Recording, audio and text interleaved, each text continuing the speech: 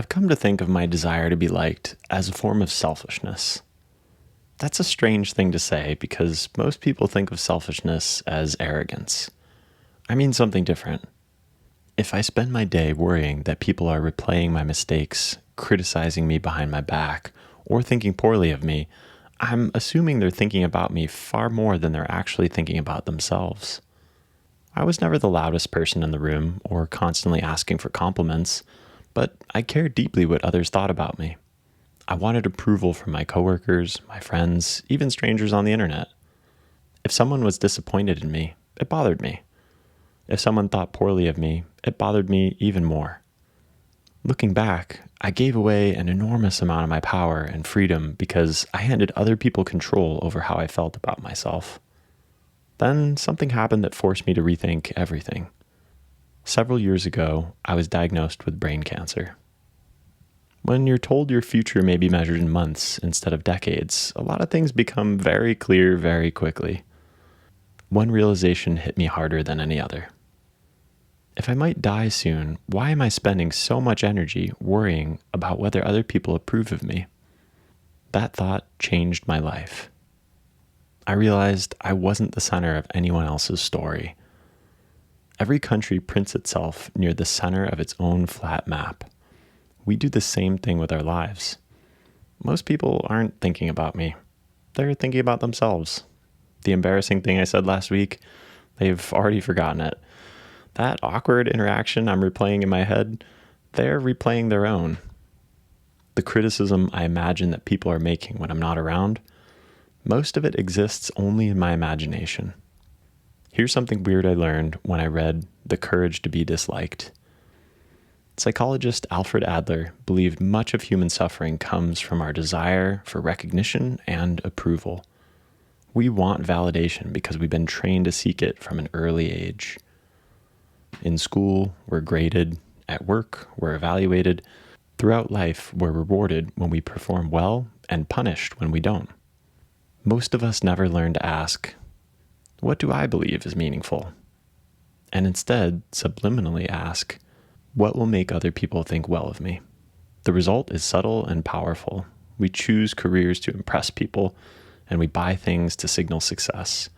We avoid speaking honestly because someone else might disagree. We trade authenticity for approval. And every trade costs us a little freedom and self-governance.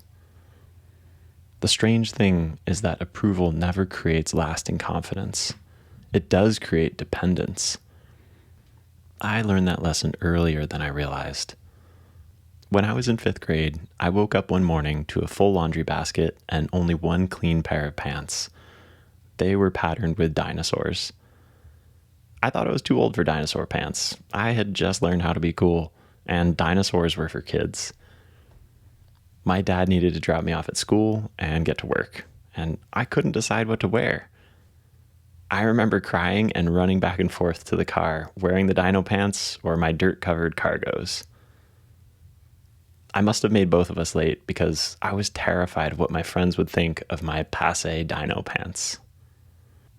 Once my self-worth depended on praise, I always needed more praise.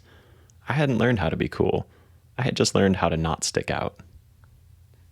If your happiness depends on approval, your happiness belongs to whoever is handing it out. The alternative is finding self-validation in contribution. That day, I could have contributed with my own style, but instead, I caved to my perception of other people's cool. In all fairness, I was a kid, and I've learned a bit since then. Adler argued that healthy people stop focusing on how they're perceived and start focusing on how they can contribute. The question then changes from, do people like me? To, did I contribute something worthwhile? That's a completely different way to live. One question makes you a spectator in your own life, and the other makes you a participant. When you focus on contribution, you become harder to manipulate. And you stop measuring your life through someone else's scorecard. And strangely, people often respect you more, not because you're trying to earn their approval, but because you no longer need it. If there's one lesson cancer taught me, it's this. Life is too short to spend it managing other people's opinions.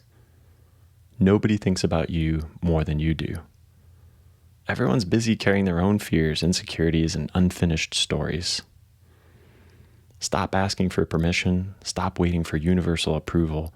Grab the pen and write your own weird story. Some people won't like it.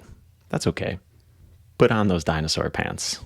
Freedom begins when your imagined approval of others no longer controls you. Thanks for watching.